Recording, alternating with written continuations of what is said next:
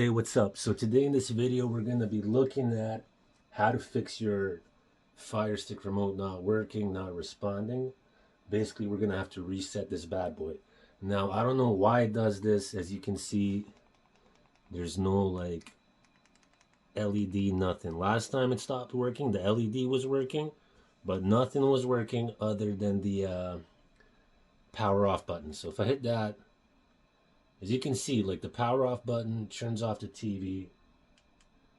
It'll turn it back on, but nothing else works.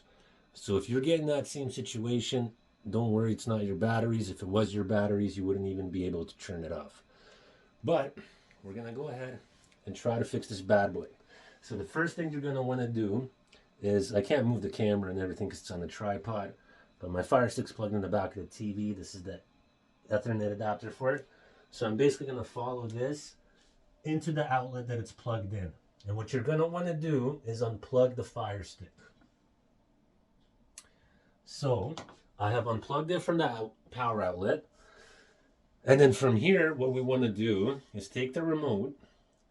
And what you're going to want to do is press left on it, menu button, and this back button all at the same time.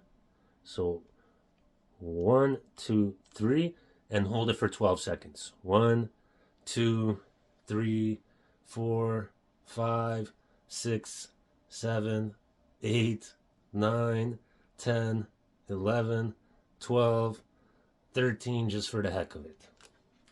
So from there, we're going to release the buttons and wait 5 seconds. Now, I didn't do anything, but from there, you're going to take it apart, take out the batteries, and put them in a safe spot. Now, once you unplug that Fire Stick, you're going to wait at least 60 seconds. So let me look at the time. It's definitely been probably 60 seconds. So we're going to go back into the power outlet and plug in our Fire Stick. And now I'm going to use this other remote for my TV just to get to the Fire Stick area. So as you can see, the Fire Stick's moving on, turning on.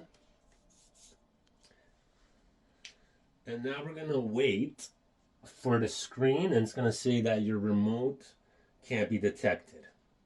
Once that happens, we're going to put the batteries back in and press the home button.